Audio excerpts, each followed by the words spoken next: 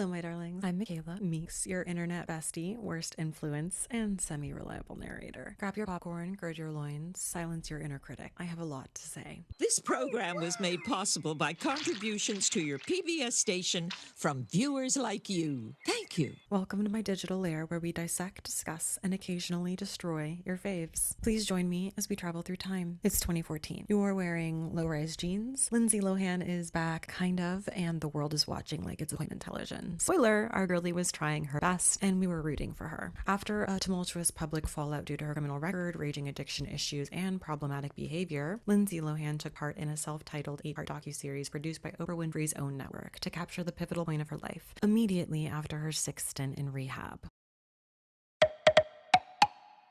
Episode 1, A Fresh Start. The docuseries opens with Lindsay Lohan emerging from the pristine pastel-colored gates of Cliffside, Malibu, a rehab facility that might as well be the Four Seasons of soul searching. It's serene, it's spiritual, and it's supposedly where Lindsay found clarity. So what does she do with all this newfound inner peace? She signs a deal with Oprah, the high priestess of televised redemption arcs, to film a docuseries about her post-rehab recovery, because nothing screams emotional stability like cameras following you around 24/7 4 days after discharge. Lindsay announces that she's ready for a fresh start in New York City, because if you're trying to avoid chaos, obviously the city that never sleeps and always yells is the place to be. She claims she's committed to sobriety, healing, and rebuilding her career, but it's clear from the jump that this is no fairy tale comeback. The tone is gritty, the lighting dreary, the vibe fractured glam meets emotional foreclosure. She self-identifies as an alcohol addict, telling director Amy Rice that she's not fazed by what used to shake her. We get a rapid-fire flashback from precocious twins in The Parent Trap to body-switching teen in Freaky Friday to Queen Bee royalty in Mean Girls, and then, of course, the inevitable spiral into mugshot montage territory. And just like that, we're back in present-day Lindsay's life, which is less fetch, more frenzied. She starts the new chapter by digging through a decade's worth of belongings packed into what looks like a rented Costco warehouse. Think emotional baggage, but packed on industrial shelves. We're talking boxes labeled shoes, photos, and probably regrets. She's staying in hotels indefinitely, because who needs a permanent address while you're chasing inner peace and a morning latte from room service? She begins the eternal quest to find an apartment, a journey that spans 10 increasingly unfit properties, and calls on her literal sober coach, Michael Cormier, to help guide her emotionally and spiritually. She's also brought on Matt Harrell, her new assistant, a soft-spoken man who instantly becomes the most overworked character in this entire saga. Case in point, the car arrives to take Lindsay somewhere, and she immediately asks, "Where's Steven?" as in her preferred chauffeur. Matt gently replies that the current driver is who is available today. Instead of accepting this like a normal human being, Lindsay, while the man can clearly hear her, loudly says, "We should always have Steven. Not a thank you, not a hello, just a passive-aggressive casting call for the right staff member." What kind of barnyard were you raised in? Then we arrive at her mom Dina's house, and we're greeted by a frosty warmth. It's civil, but there's a thick undercurrent of emotional tension. Lindsay is unloading boxes to store there, and while everything seems loving on the surface, she makes a point of saying that soon there won't be any more talking. A vague, slightly ominous statement that hints at her issues causing deep-seated family strain. Cut to Lindsay chain-smoking Marlboro Reds in her hotel room like a noir detective on day 6 of a bender. She's been living here for 20 days, and you can smell the stress through the screen. She gets an offer to attend the Venice Film Festival to promote her film, The Canyons, and GQ will pay for the whole thing if she also appears at their event in London. Seems like a win-win, right? Wrong. She decides not to go. She says it's because she doesn't want to discuss rehab so soon after leaving. Michael supports the decision, warning that she's still early in her recovery. On the surface, this seems like a responsible call, but then we learn she had already promised the production team that she would go. The director is devastated. He compares the situation to being a hostage to his own bad decisions, hiring Lindsay, and you can see he's emotionally gutted. Lindsay, however, acts like she's the only one with a valid point. Her rationale is airtight, at least in her mind. It's a pattern that quickly becomes clear. Lindsay does what Lindsay wants, and if there are consequences,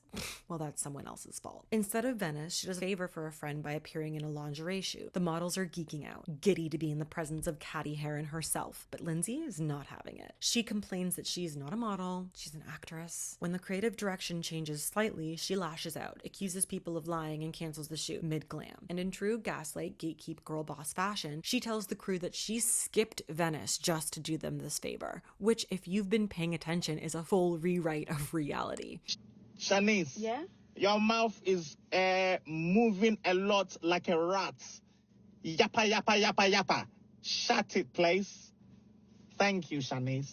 After storming off the shoot, she goes and attends her sister's fashion show, where she sits front row like a proud but pensive queen bee. Then, finally, after multiple viewings, she finds an apartment she likes. But here's when it gets even more theatrical. The real estate agent has hit a snag securing her lease, which for Lindsay triggers a full-blown emotional breakdown. Lindsay says the agent's dishonesty reminds her of her father's betrayals. She links the inability to finalize the lease as to why she can't stick to her recovery goals. She can't go to AA, she can't work out, she can't have a routine, because she doesn't have a place to call home. It's classic Lohan logic. External chaos justifies internal collapse. We're nearing the end of the episode, and here comes the grand finale. Lindsay demands to switch hotel rooms. Why? Bad vibes. Seriously. She doesn't like the energy of her suite. But moving rooms is no small feat. Her belongings, we're talking a department store's worth of stuff, are sprawled everywhere. It falls on poor Matt and the production assistants to schlep it all to a new room while Lindsay attends her sister's show. And then, the cherry on top, Lindsay narrates a voiceover about how hard it is to leave the rehab bubble, where everything is done for you.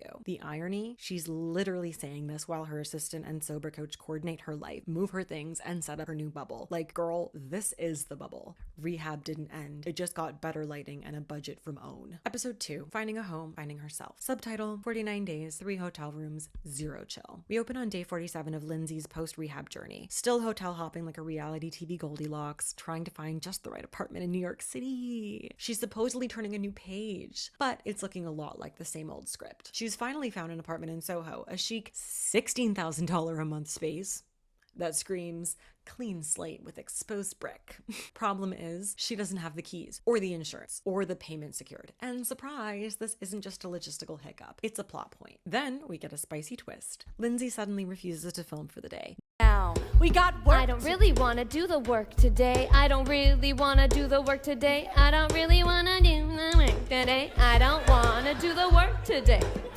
What? What's this? Uh-oh, I don't really want to do the work today. I don't really want to do the work today. I don't really want to do the work today. I don't want to do the work today. No makeup chair, no lighting setups, just radio silence. Why? Well, turns out she woke up to the news that her mother, Dina, had been arrested for a DUI again. And like a true millennial in a family drama, she shuts down emotionally and professionally. Meanwhile, her assistant Matt is left scrambling to hand checks over to her real estate agent and relocate her from her current hotel room because, plot twist, someone else has already booked it. Yes, the one that she just moved to. And yes, the room is kicking her out before the city can even let her move in. Symbolic much? Then we cut to a chaotic phone call between Lindsay, Matt, and her real estate agent Cash. Yes, his name is actually Cash because of course it is. They're trying to unravel why the money hasn't cleared. And here's where it gets juicy. The $16,000 rent, that's not coming out of Lindsay's Louis Vuitton wallet. It's being paid conditionally by Pilgrim Studios, the production company footing the bill in exchange for Lindsay showing up, filming, and letting her life be the actual show. Let's pause. This means that the rent is essentially a bribe, or more politely and in legal terms from my not overly dramatic friends, an advance on her participation fee. But according to Lindsay, it's emotional blackmail. She tells the cameras she's being bribed to film, and suddenly she's Joan of Arc in a Juicy Couture tracksuit, crying injustice while cashing the check. Enter Craig Pilligan, the exec producer and a man clearly on the brink of a nervous breakdown. He FaceTimes in with friendly menace energy to explain that the checks were put on hold because Lindsay has a habit of ghosting production. Apparently, she's been cherry-picking what she wants to film, like her life is an a la carte menu. Lindsay gaslights him in real time. I've never missed a shoot. I've been ready since 8 a.m., she says, as if we didn't just watch her dodge cameras like they're the paparazzi. Then Amy Rice, the director, shows up like a worried big sister meets disappointed guidance counselor. She's calm, patient, and radiating that "I'm giving you grace, but I have limits" energy. Amy gently says that she's concerned they won't get the footage they need, and Lindsay, she lies to her face. I've never given you a reason to not trust me. Girl,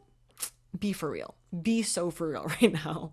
Craig jumps back in with facts and receipts saying they're worried Lindsay will get her luxury apartment and then vanish, leaving the crew filming empty air and unpaid bar tabs. But Lindsay insists there's no world in which she'd do that. She's committed. We will see about that. Eventually, Craig sends the money. The apartment is hers. Hooray! Or is it? Later, we get a father-daughter sit-down that should be heartwarming. Instead, it's like watching a business meeting between two wounded egos. Lindsay brings up her promise to buy her little brother Cody a car and asks Daddy Michael to lease it. He says he can't afford it. Cue Lindsay not so subtly referencing his other family, which she treats like Voldemort. She won't name them, but she'll shade them like a solar eclipse. Their conversation spirals. Michael dares to mention her friends and the recent headlines, and she snaps, "Do you want me to start naming names?" It's giving Real Housewives reunion, but much sadder. When she tells him he was not good for her at times, he meekly agrees, and she looks completely crushed. It's disgusting to be related to you. Not angry, just heartbreakingly resigned. This is a daughter who's had to be her own parent and now has nothing but contempt for the man who couldn't or wouldn't step up.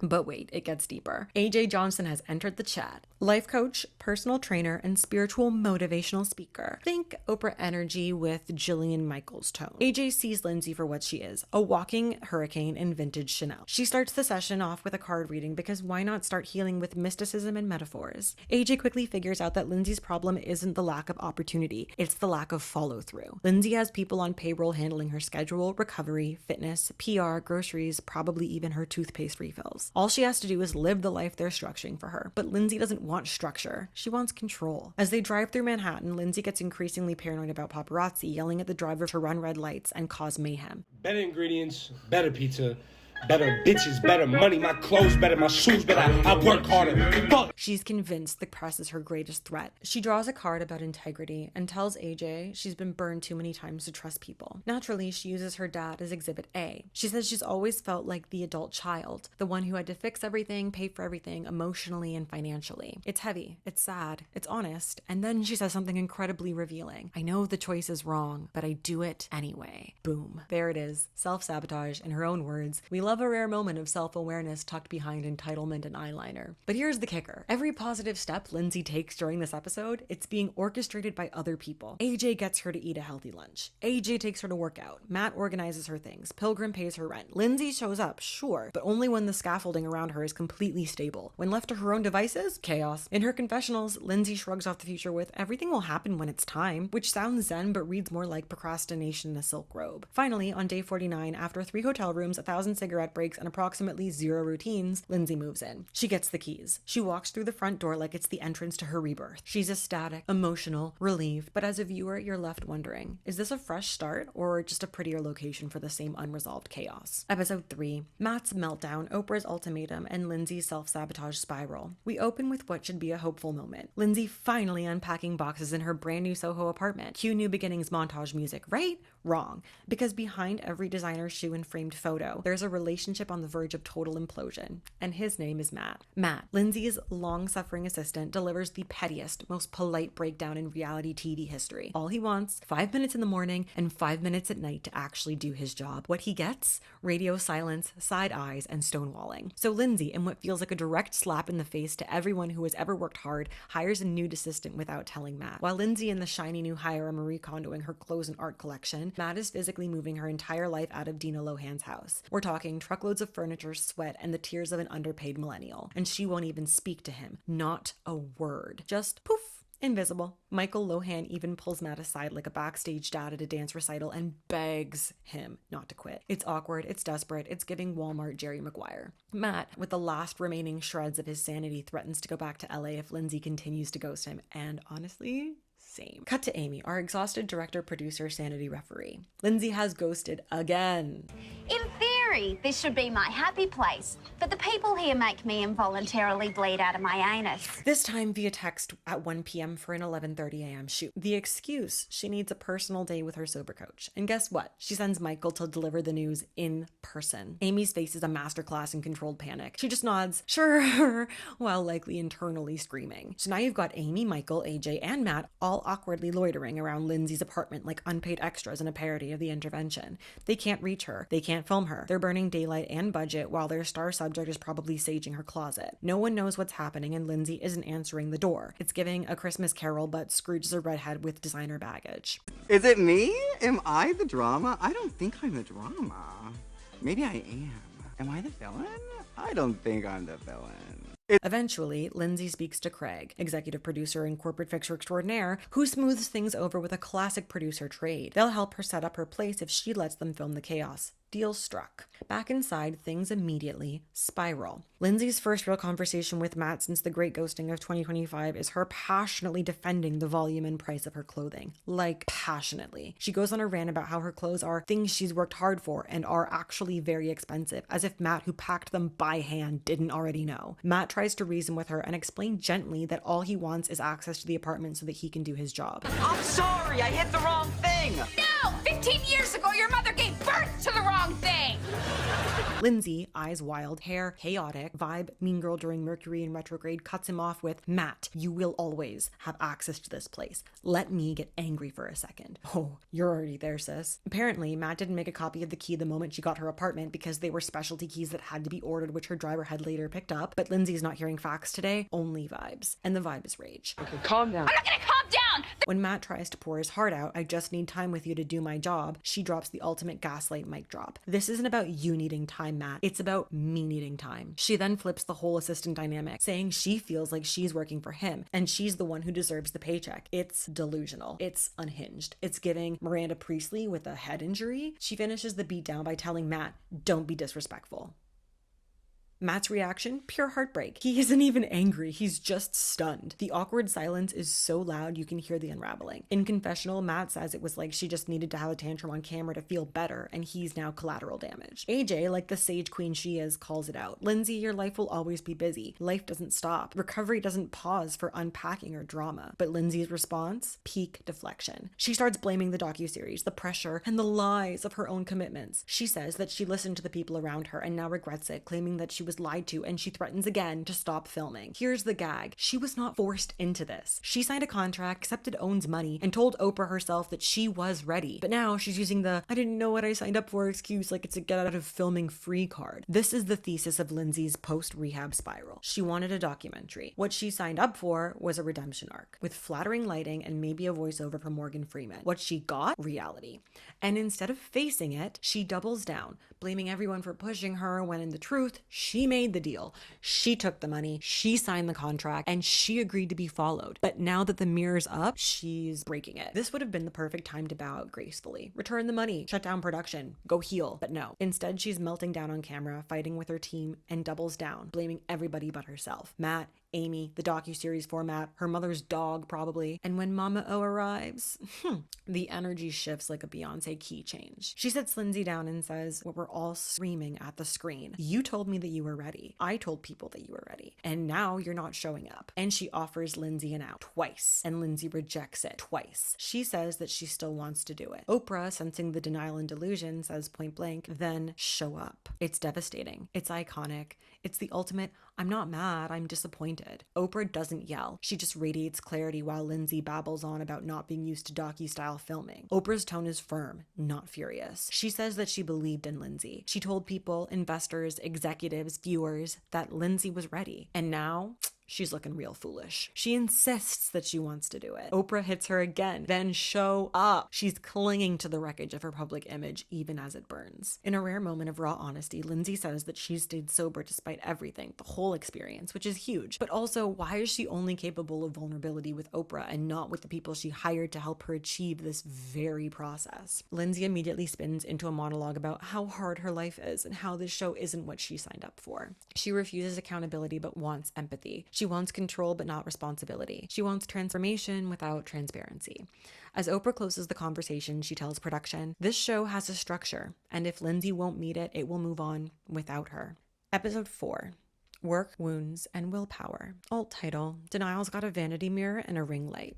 Lindsay emerges from her conversation with Oprah like a kid who just got told Santa's not real and that Santa is disappointed in them. She's rattled but also motivated for about 5 minutes. The emotional tone is like when you clean your whole apartment after one vaguely judgmental text from your mom. We cut to Oprah having a deeply weird and vaguely haunting conversation with Dina, and listen, if that convo were a drink, it would be white wine in a solo cup with a twist of denial and a splash of I'm just doing my best. Okay. Dina is defensive, evasive, and Oprah's trademark piercing calm is doing what it always does, turning people inside out. Then Lindsay gets re-invited to the room and the group collectively decides she's ready. No proof required. Just a communal shrug and Oprah, She's ready. Sure, Jan. We cut to Lindsay's apartment where Matt and Holly are putting away groceries like shell-shocked war veterans in an open concept battlefield. Lindsay, in bed, says she can't leave her room because there are just too many people out there. Matt gently corrects her. It's just AJ and Holly. I don't want anything to do with her right now. I don't want to look at her. I don't want to talk to her. This moment says everything. Lindsay perceives normal stimuli as overwhelming because her threshold for stress is calibrated to chaos. If it's not dramatic, it's not familiar. And if it is familiar, it's paralyzing. Also, she keeps referencing a schedule like it's the holy grail, but you get the creeping suspicion that she thinks schedule is a vibe and not a list of literal appointments. AJ, while trying to cook in the eye of the Lindsay hurricane, cuts her finger. Symbolic? Maybe. The price of trying to nourish dysfunction? Definitely. Then we get the big Holly moment. Matt finds out she's been drinking wine in the house of a recovering alcoholic. Rookie move. He immediately fires her, and honestly, justice for Matt. The man is overworked, underpaid, emotionally manipulated, and still finds time to manage Lindsay's parking tickets. He even tells her that she has to pay them to avoid her car getting towed because she's just left the tickets on her car thinking that it's going to be fine, and he says, you can't do that. They've been giving you new tickets and replacing the ones every time, and after 3 tickets they tow it. Lindsay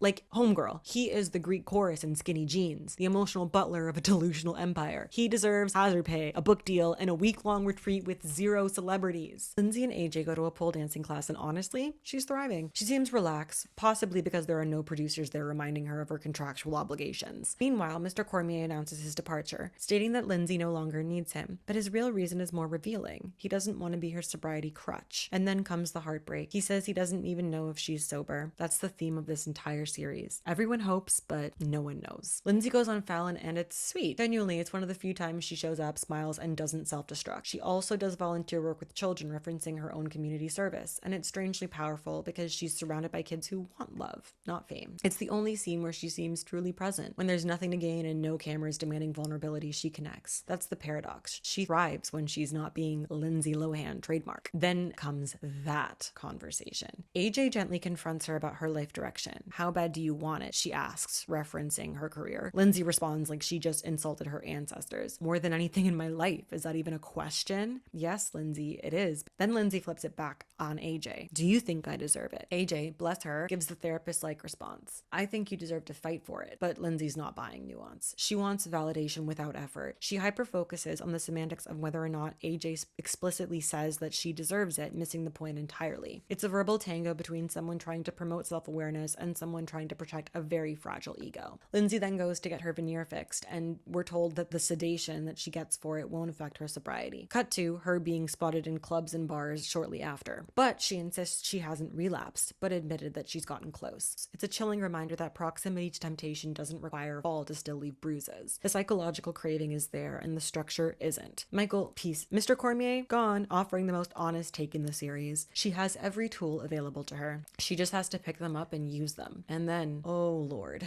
the conversation with Dina and Oprah. Dina deflects, defends, and deflates any reigning hope that she'll take accountability. She frames Lindsay as this untamable, precocious child star who's always been independent. She subtly absolves herself while enjoying the fruits of her daughter's labor. Even the grandmother chimes in, saying Dina doesn't deserve the hate. But then you're left wondering, who does? Who should be held accountable? Why are we so obsessed with dodging blame instead of confronting it? Lindsay is performing stability but not living it. Everyone around her is trying to help, but only on her terms. AJ and Matt are modern saints navigating her chaos like she's a tornado with highlights. This episode is less about relapse and more about relapsing into patterns. It's about the illusion of growth when you're still avoiding the root cause. Lindsay wants redemption, but she doesn't want the discomfort that comes with real change. Episode 5. Setbacks and self-reflection. Or the furniture arrives, but emotional maturity is still in transit. Career purgatory. I want to work, but I can't get a job. Lindsay's professional life remains in limbo. She's calling agents, name-dropping Randall Emmett, and hoping to land Inconceivable, a title that, let's be honest, feels a little too on the nose. The sad irony is that she wants so badly to prove herself, but hasn't yet stayed sober long enough for anyone to trust her. She's the self-described flight risk, which coming from her sounds less like a confession and more like an inconvenient brand label she's trying to peel off with limited success. AJ, ever the well-meaning accountability whisperer, is doing the most, setting up meetings, trying to build spiritual consistency, and practically begging Lindsay to try things like waking up at a normal time and meditating like you're not being forced to do it by a parole officer. But every attempt attempt is met with a wall of defensiveness so thick you'd think AJ had asked her to donate a kidney on live television. Listen, nothing says I'm emotionally spiraling like casually turning a one-bedroom apartment into a couture landfill. The movers are literally body shaming her furniture, calling her out for her hoarding and still being asleep at noon, and Matt looks 2 seconds away from requesting witness protection. At one point, Lindsay, her mom, and Matt bring some of her old clothes that don't fit in her apartment down to the consignment store that is below the apartment that Lindsay is renting. When Lindsay goes to the consignment store to give her clothes in, she then goes shopping and sees things that she refuses to walk away from. Even Dina is like, girl, take the cash and walk away, because Lindsay was going to pawn off her stuff. And Lindsay basically shrugs and says, but Gucci. It's a deeply revealing moment. She doesn't want to let go of the fantasy of abundance, even if it's suffocating her actual space and her ability to function. Emotional clutter meet physical clutter. Now, this is where the episode takes its most emotionally raw and uncomfortable turn. AJ, cautiously but firmly, brings up Lindsay's mom saying that she had a drink and asks her directly, and Lindsay, immediate shutdown. Her response is a masterclass in evasive defensiveness. She evokes privacy, judgment, meditation as sacred, and even the classic "you're projecting" deflection. To be fair, sobriety is deeply personal, but this moment reveals a deeper truth. Lindsay sees every caring gesture as surveillance, every support system as a threat to her autonomy, and the minute AJ starts asking hard questions on camera, Lindsay's trust dissolves into cold dismissal. Her spiral isn't just about relapse, it's about relational trauma, paranoia, and the exhausting act of constantly performing stability without having it. Now, it's important. Lindsay told AJ in the episode that she was going to stay with her when she went to LA because AJ lives in LA. Instead, she goes MIA, shuts off her phone, ghosts every accountability structure, and then returns acting like everything is fine. Spoiler, it's not. AJ is visibly hurt but is trying to salvage the connection. Lindsay, however, brushes it off like AJ was a one-time Uber driver who asked way too many personal questions. And when AJ finally draws the line, it's one of the most sobering moments of the series. She says, I can't help someone who's not open to receiving. The heartbreak is in her tone. This isn't tough love, this is reluctant surrender. She knows that Lindsay isn't ready, and that forcing help only perpetuates this damaging cycle. In a moment of quiet reflection, Lindsay says that AJ was a friend when she didn't have many, but she's also accusing her of asking too many personal questions on camera, which, okay, fair-ish, but it also feels like a neat rationalization. She's not mad, she says. She was mad. Like you said, you told AJ you weren't mad, and then you cut her off when you went to LA. Like, you were mad. Yet in the end, Lindsay calls her a blessing in disguise, which is maybe the most honest statement in the episode. AJ was a mirror Lindsay wasn't ready to look into. She forced Lindsay to confront her self-sabotage, and in doing so, she became both a support system and a threat. Lindsay wants to be taken seriously, wants to work, wants to be sober, but she resists every step that would actually get her there. The setbacks aren't just circumstantial, they're self-engineered. And the self-reflection, it's there, but only in flashes, buried under couture trades, sleeping through deliveries, and calling spiritual work sacred so it won't be held accountable.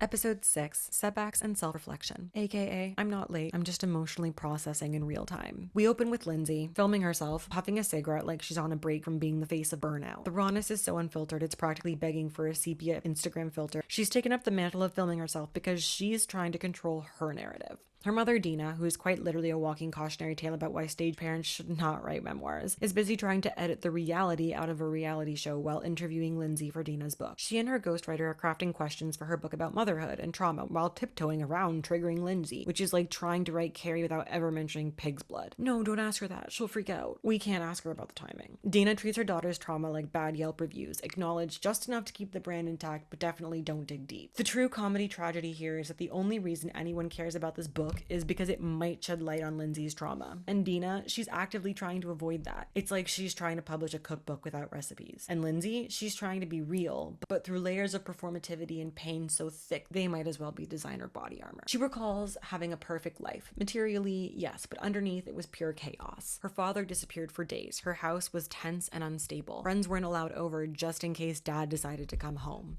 And when her mom sent her to LA at 17, it wasn't a vote of confidence. It was abandonment dressed as opportunity. Lindsay says that she begged for help. She wanted guidance, a mother, a role model. Instead, she got 4 seasons, hotel rooms, drugs, and people who exploited her. She spells it out with painful clarity. I went to other people for guidance and they used me. It's raw, it's devastating, and it explains so much. She recalls having the perfect life. She spells it out with painful clarity. I went to other people for guidance and they used me. It's raw, it's devastating, and it explains so much. Her partying, her erratic behavior, her inability to trust authority, all of it rooted rooted in emotional neglect. What we're seeing here isn't just a woman failing to show up. It's a woman whose foundation was so shaky that of course she can't build anything stable on top of it. She wanted her mom, she says, and she didn't get her. Instead, she got lost. This segment could alone be its own therapy session. Then, because trauma flashbacks need costume changes, we're off to Halloween, where Lindsay is co-hosting an event with Floyd Mayweather Jr. dressed as Carrie Bradshaw, which feels ironically perfect. It's 10:30 p.m. She's still not ready. Her brother Michael is sweating bullets trying to get her out the door. 11:12 p.m. Still in her suite. 11:30 p.m. She finally hits the red carpet. 12:08 a.m. judging costumes. Then she pieces out per her contract. The whole thing is very performative. She's there but not present. It's not about the event, it's about being seen at the event. It's all surface, no substance. And that theme, it's about to spiral hard. Now here comes the Elle Indonesia shoot, which should have been a big moment, styled with local designers, shot in natural light, a cultural bridge, a fashion comeback, a win.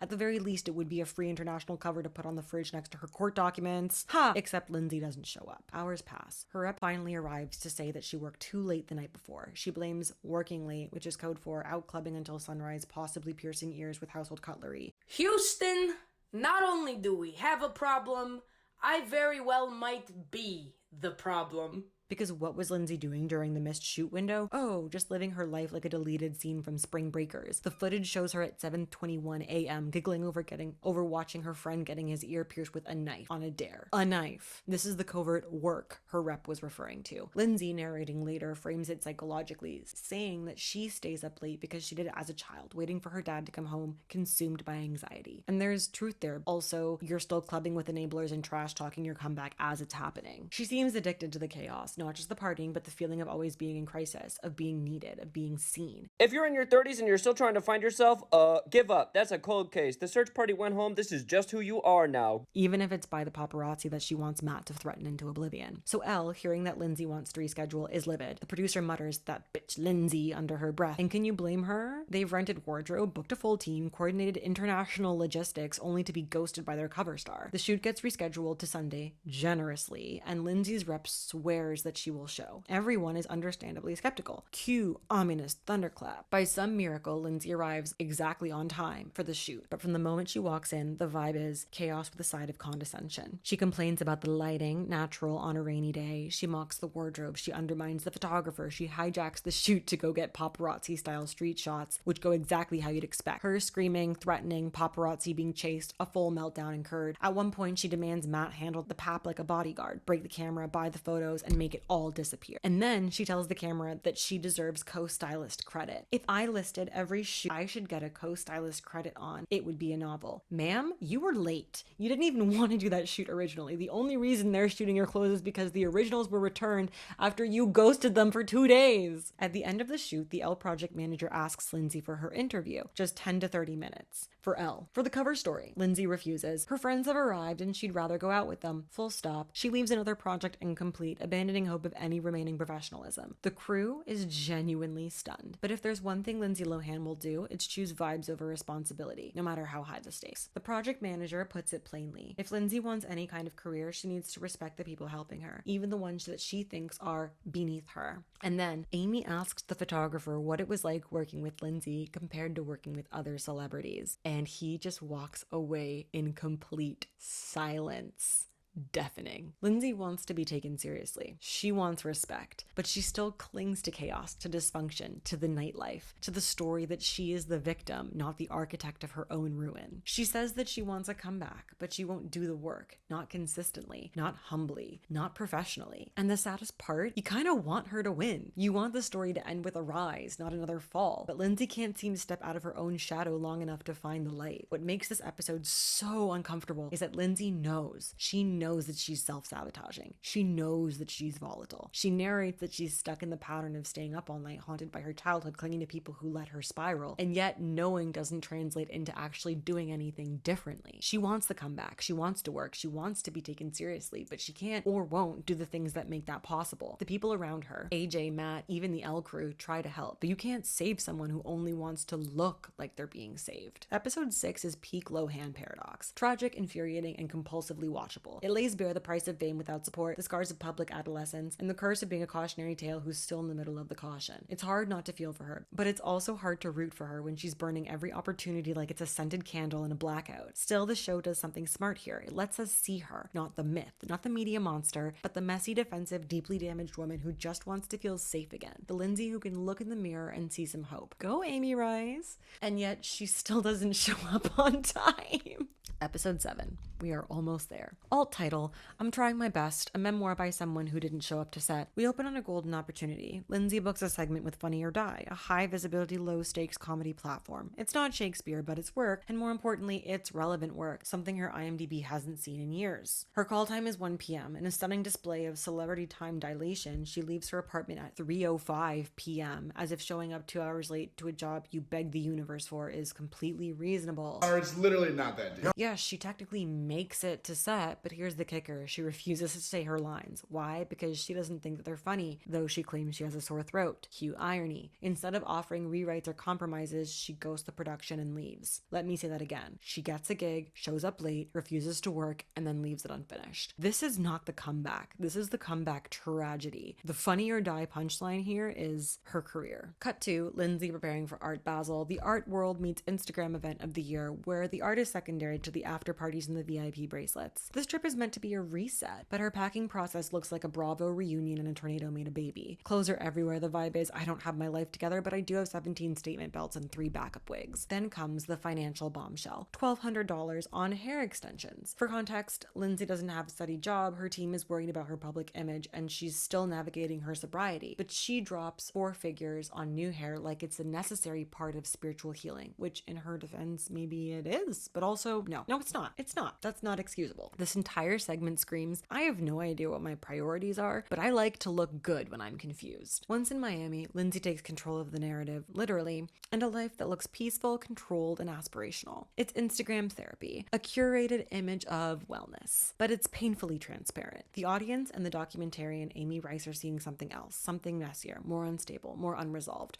Her footage is aesthetic, sure, but it's hollow. It's not self-reflection. It's self-preservation through performance.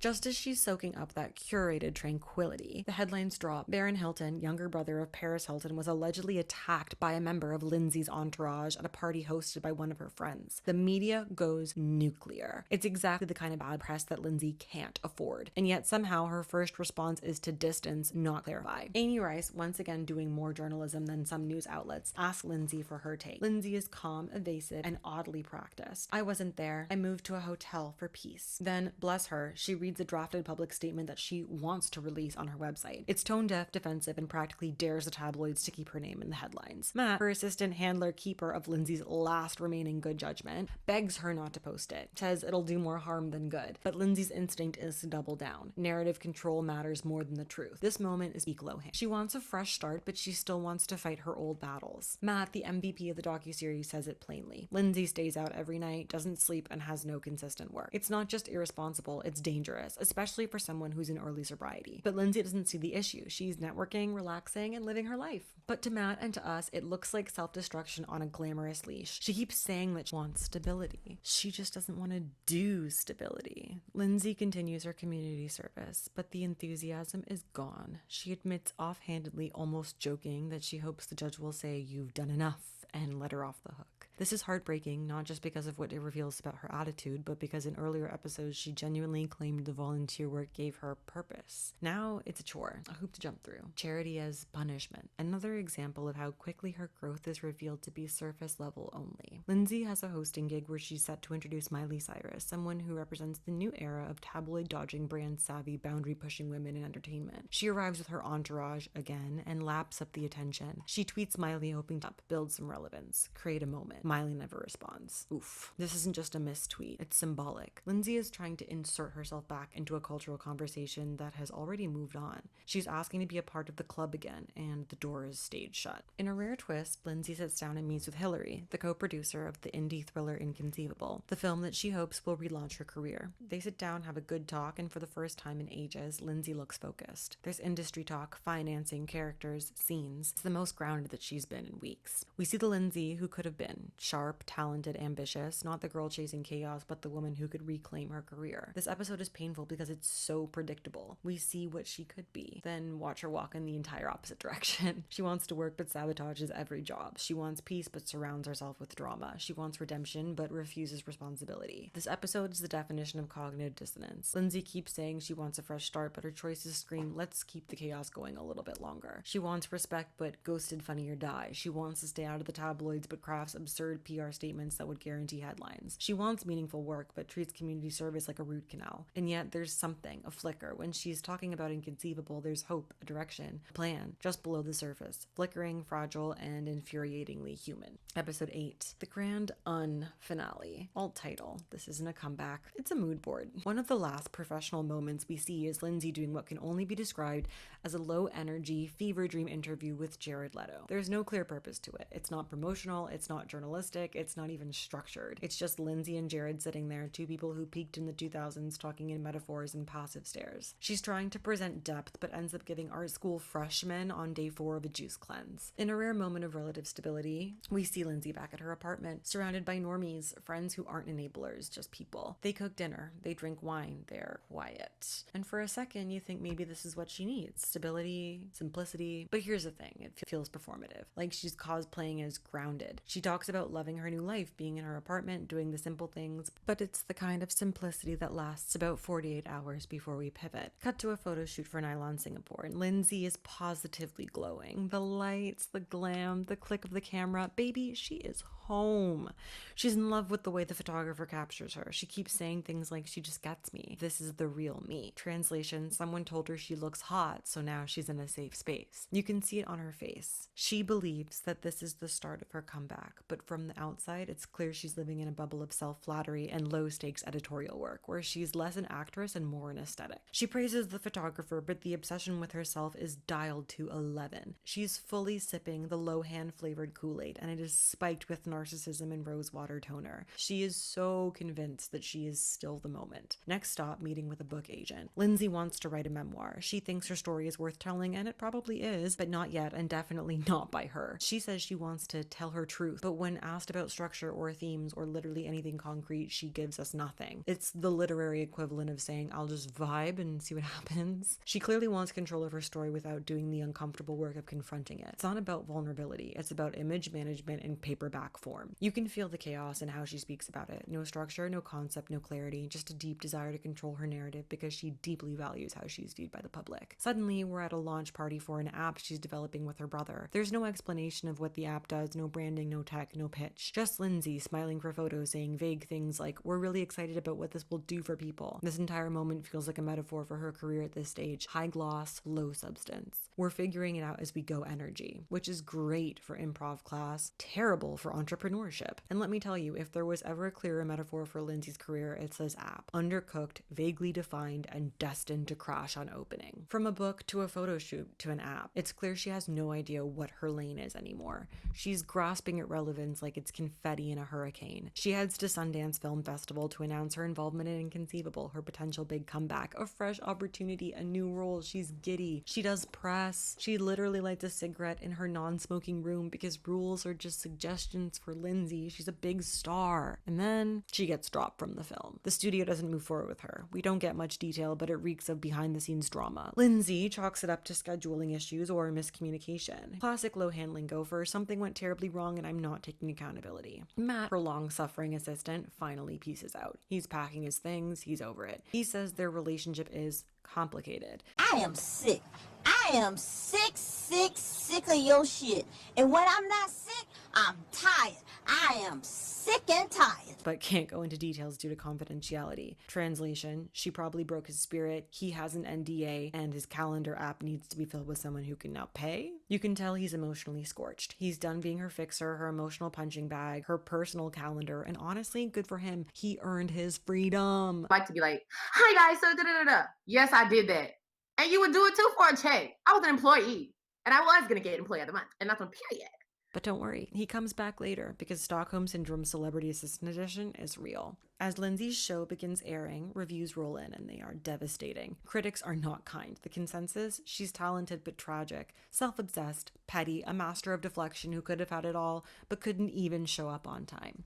Reviews say Lindsay is self-obsessed, disorganized, and emotionally immature. There's no growth arc, just chaos and half-hearted epiphanies. She's not a tragic figure, she's just stuck. And the show, it doesn't feel like a redemption arc. It feels like a video diary from someone who still just doesn't get it. The show didn't spark a comeback. It just aired all the reasons why she never had one. Lindsay gets ready to go on David Letterman. Matt returns because trauma bonding is forever, baby. And they're back to prepping for the media rounds. She gets her moment on David Letterman. She looks great. She's funny. The audience loves her. And for a second, the illusion almost works. But you realize this isn't recovery Lindsay.